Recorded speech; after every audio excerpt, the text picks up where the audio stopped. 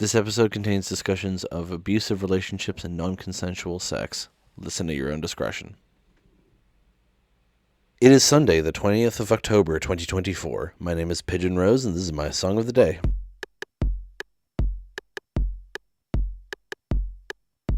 Today we're talking about another artist who I discovered through TikTok. That artist is Leith Ross. They're a Canadian artist who's been making stuff since like 2020, and they started posting stuff to Twitter and Instagram and TikTok. And at one point they posted, "We'll never have sex." And it caught my attention right away. I won't give spoilers because we'll listen to it in a second. It's a really short song, but the first line really just caught my attention, and I was like, ooh, I really like this. And then I saved it, occasionally listened to it, and then eventually the song was fully released, kind of like If I Were a Fish at the start of the week. I didn't mean to do like a kind of circular thing with the week there, but hey, that worked out. Then the song was fully released, and there's a music video, and I just love this song so much. It's really stuck with me, much like Ice Pick. I kind of associate the songs together because they came out around the same time, or at least I heard them around the same time, and I was listening to them both a lot at that time in spring, summer 2022, and they've just stuck with me so much. This one in particular, it just really speaks to me in so many ways, and we'll talk about both its intended meaning and the meaning it's kind of had for other people as well, because today is the start of Asexuality Awareness Week, because for some reason it starts on a Sunday. Anyway, the song is called We'll Never Have Sex. It's not really about asexuality, but the song has been kind of adopted by the asexual community for obvious reasons, and it's one of the reasons why it's resonated with me. So I wanted to talk about this today, because next week we're not doing asexuality songs. We're doing a specific Halloween-y thing that I'll talk about later. So I wanted to get this song in for the start of Asexuality Awareness Week. Anyway, let's go listen to it now and then come back in less than 2 minutes and talk about it.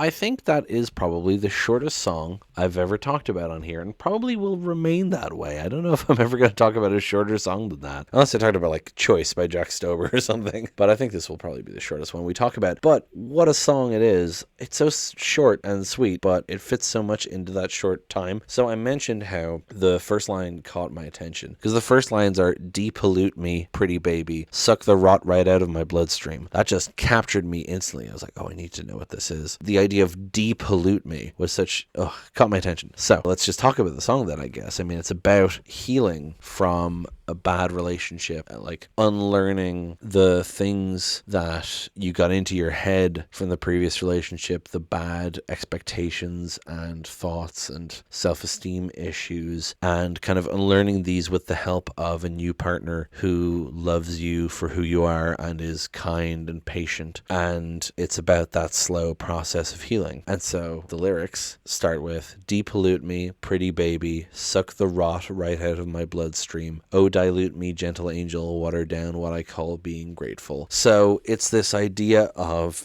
being depolluted, becoming clean, getting all the bad toxicity out of you. Suck the rot right out of my bloodstream is such a vivid image. Makes me think of people who think that you can suck a snake bite out of someone's wound with your mouth. But it's that idea of just like taking out the poison that has been put into you, helping you get rid of that. And then, "Oh, dilute me, gentle angel, water down what I call being grateful," is saying like, I call being grateful what is not actually like extraordinary. Like it's the whole thing about how people are people who have been hurt are impressed by the bare minimum, and it's talking about like, oh, it doesn't have to be like that. It can just be the bare minimum. It can be like that all the time, so it's dilute me, water down what I call being grateful, right? And calling them gentle angel as well. Very sweet. "Oh, you kissed me just to kiss me, not to take me home. It was simple, it was sweetness, it was good to know." So I love this as well. You didn't kiss me with the expectation of sex, of a hookup, of like getting what you want. You kissed me because you wanted to kiss me. You had feelings for me, and they were best expressed in that moment by a kiss. And it's very sweet and genuine, You kissed me just to kiss me, not to take me home. It was simple, it was sweetness, it was good to know. So that it was good to know, like, it put this idea in my head that you're not just here to fuck me, right? And then the second verse, "You look perfect, you look different. I don't wonder about your indifference. If I said you could never touch me, you'd come come over and say I looked lovely. So, you look perfect, you look different is interesting. Person on Genius suggested it's talking about like someone who isn't necessarily conventionally attractive, like they have a unique look, which I suppose makes sense. But I don't wonder about your indifference is like, I don't doubt your feelings. You know, with previous partners, they might think like if they respond to anything indifferently, they think, oh, they hate me, they don't care, right? And they're like saying, I don't wonder about your indifference. It's like, oh no, I know they love me. If I said you could never touch me, you'd come over and say it looked lovely. So this is about respecting boundaries, you know, someone saying you can never touch me and the other person saying just you look lovely. Like, you know, I'm respecting that boundary. I'm not touching you because you told me not to. I'm still complimenting you. I'm still showing my love in other ways, you know. And then, oh, you kissed me just to kiss me, not to make me cry. It was simple. You are sweetness. Let's just sit a while. Now, this is interesting. Why would kissing someone make someone cry, for example? There is some suggestion that it's about non-consensual relations, you know, making someone cry because you're kissing them non-consensually. But I think it's just broadly speaking to the manipulation, you know, you kiss me just to kiss me, not to make me cry. You didn't do it to get some sort of reaction out of me. You just did it to kiss me, right? It was simple. You are sweetness is what it's changed to now, not it was sweetness. You are sweetness. This is, you are sweetness incarnate. Let's just sit a while. Let's just sit here and not have sex. And then depollute me, gentle angel, and I'll feel the sickness less and less. Come and kiss me, pretty baby, like we'll never have sex. So it swaps around the nouns from earlier, which I enjoy, gentle angel and pretty baby, but it puts in the I'll feel the sickness less and less. So what it was saying in the first verse of getting this rot out of your bloodstream, right? Getting the poison out of you. And then come and kiss me, pretty baby, like we'll never have sex. So then it's saying like, again, kissing just to kiss, not to have sex, not to sleep with someone, right? And so you can read this very easily as an asexual song, especially with the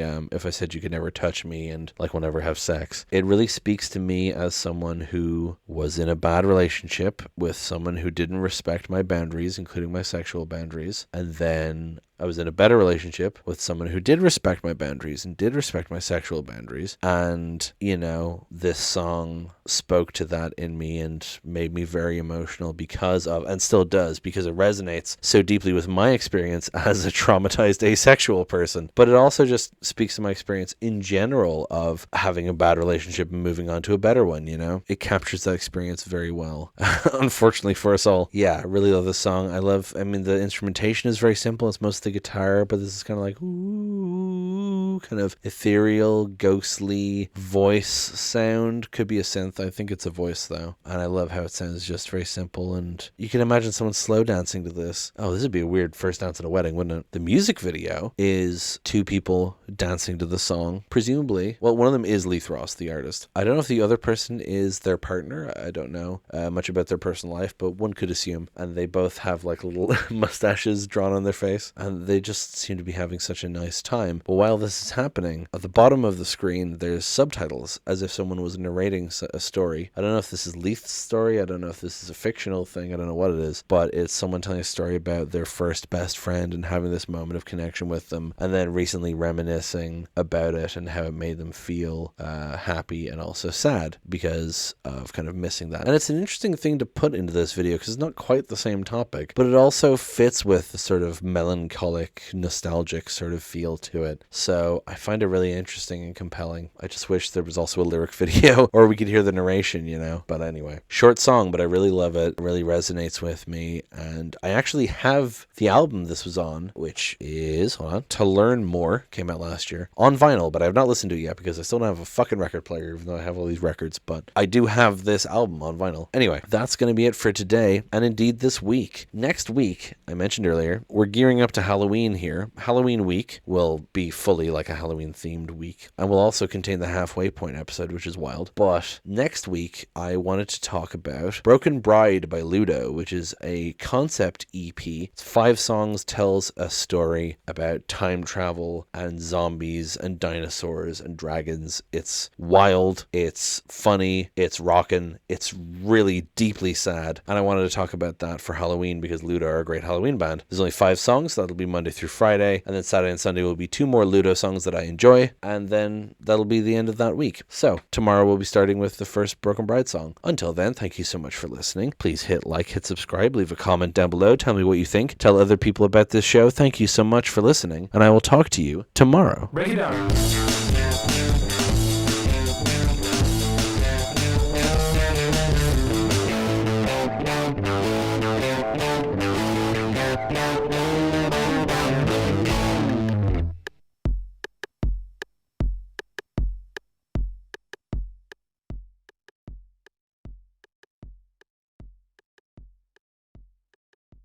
What the fuck is what the fung? What the fuck is that song called? Love, brain, heart control, caffeinate, melatonin. Anyway, unless I talk about like a Jack Stober song or something, but